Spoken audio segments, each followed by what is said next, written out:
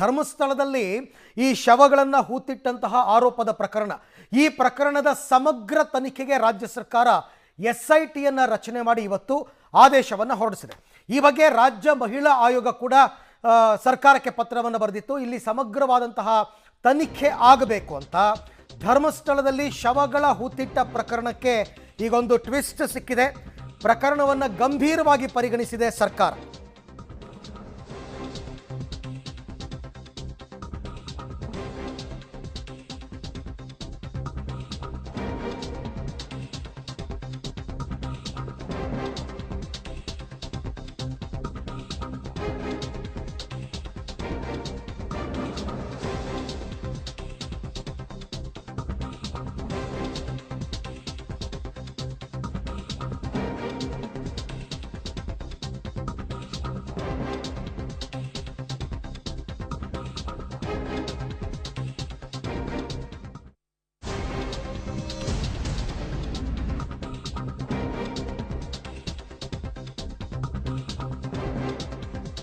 ಧರ್ಮಸ್ಥಳದಲ್ಲಿ ಶವಗಳನ್ನು ಹೂತಿಟ್ಟ ಪ್ರಕರಣಕ್ಕೊಂದು major twist.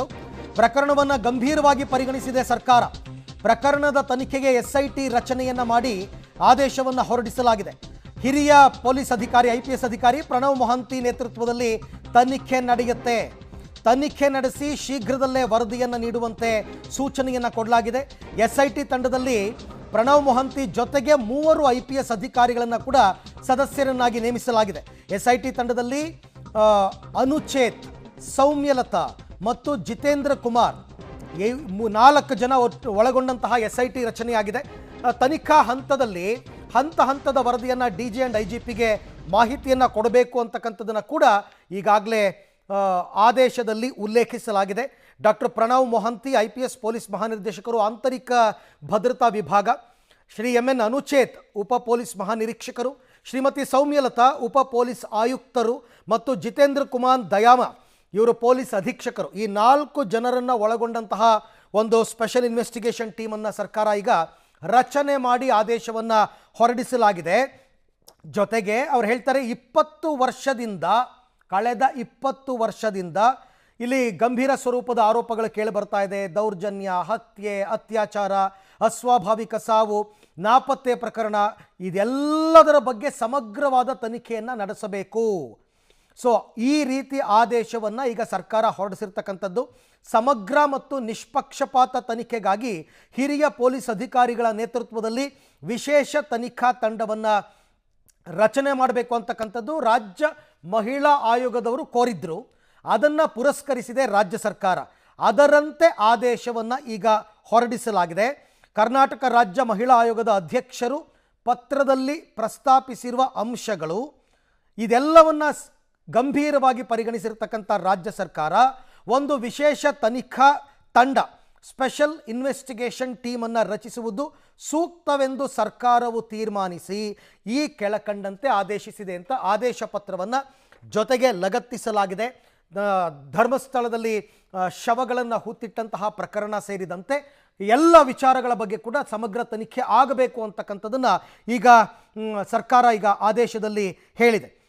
ಈ ಎಲ್ಲ ಪ್ರಕರಣವೂ ಸೇರಿದಂತೆ ಕರ್ನಾಟಕ ರಾಜ್ಯದ ಬೇರೆ ಬೇರೆ ಪೊಲೀಸ್ ಸ್ಟೇಷನ್ಗಳಲ್ಲಿ ದಾಖಲಾಗಿರುವ ಕ್ರಿಮಿನಲ್ ಪ್ರಕರಣಗಳ ತನಿಖೆಯನ್ನು ಕೂಡ ನಡೆಸಬೇಕು ಅಂತಕ್ಕಂಥದ್ದನ್ನು SITಗೆ ಈಗಾಗಲೇ ಆದೇಶವನ್ನು ಕೊಡಲಾಗಿದೆ. ವಿಶೇಷ ತನಿಖಾ ತಂಡ ತನಿಖೆಗೆ ಸಂಬಂಧಪಟ್ಟ ತನಿಖಾ ಪ್ರಗತಿಯನ್ನು DG ಮತ್ತು IGP ರವರಿಗೆ ಆಗಾಗ್ಗೆ ವರದಿ ಮಾಡಬೇಕು ಅಂತಕ್ಕಂಥದ್ದನ್ನು ಕೂಡ ಈಗ ಆದೇಶದಲ್ಲಿ ಉಲ್ಲೇಖಿಸಲಾಗಿದೆ.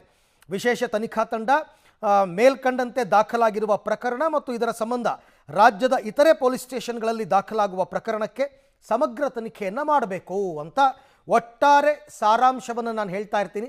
ಕರ್ನಾಟಕ ಸರ್ಕಾರದ ನಡಾವಳಿಗಳು ಆದೇಶ ಪತ್ರ, ಈ ಆದೇಶದಲ್ಲಿ ಈ ರೀತಿಯನ್ನು ಉಲ್ಲೇಖಿಸಲಾಗಿದೆ. ಧರ್ಮಸ್ಥಳದಲ್ಲಿ ಶವಗಳನ್ನು ಹೂತಿಟ್ಟಂತಹ ಪ್ರಕರಣದ ಜೊತೆಗೆ ಬೇರೆ ಬೇರೆ ಏನೆಲ್ಲ ಆರೋಪಗಳು ಕಳೆದ 20 ವರ್ಷಗಳಿಂದ ಕೇಳಿ ಬಂದಿವೆ, ಎಲ್ಲದರ ಸಮಗ್ರ ತನಿಖೆ ಆಗಬೇಕು ಅಂತ SITಯನ್ನು ರಚನೆ ಮಾಡಲಾಗಿದೆ.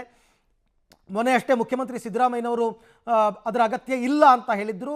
ಬಟ್ ಅದಾದ ನಂತರ ಸರ್ಕಾರಕ್ಕೆ ರಾಜ್ಯ ಮಹಿಳಾ ಆಯೋಗ ಕೂಡ ಪತ್ರವನ್ನು ಬರೆದಿತ್ತು, ಇಲ್ಲ ಇದರ ಒಂದು ತನಿಖೆ ಸಮಗ್ರವಾಗಿ ಆಗಬೇಕು, ಹಾಗಾಗಿ ಒಂದು SIT ರಚನೆ ಮಾಡಬೇಕು ಅಂತಕ್ಕಂಥ ಮನವರಿಕೆಯನ್ನು ರಾಜ್ಯ ಮಹಿಳಾ ಆಯೋಗ ಮಾಡಿಕೊಟ್ಟಿತ್ತು. ಅದನ್ನು ಪುರಸ್ಕರಿಸಿ ಇವತ್ತು ಆದೇಶವನ್ನು ಹೊರಡಿಸಲಾಗಿದೆ. ಶೀಘ್ರವೇ ಪ್ರಕರಣದ ತನಿಖೆಯನ್ನು ನಡೆಸಿ ತನಿಖಾ ಪ್ರಗತಿಯ ವರದಿಯನ್ನು ಕೊಡಬೇಕು ಅಂತ ಕೂಡ ಈಗಾಗಲೇ ಮೆನ್ಷನ್ ಮಾಡಿದ್ದಾರೆ. ಆದೇಶದಲ್ಲಿ ಅದನ್ನು ಉಲ್ಲೇಖವನ್ನು ಮಾಡಿದ್ದಾರೆ. ಅಲ್ಲಿಗೆ ಈಗ 4 ಜನ IPS ಅಧಿಕಾರಿಗಳನ್ನು ಒಳಗೊಂಡಂತಹ ತನಿಖಾ ತಂಡ ಈ ಪ್ರಕರಣದ ಸಮಗ್ರ ತನಿಖೆಗೆ ಮುಂದಾಗಲಿದೆ.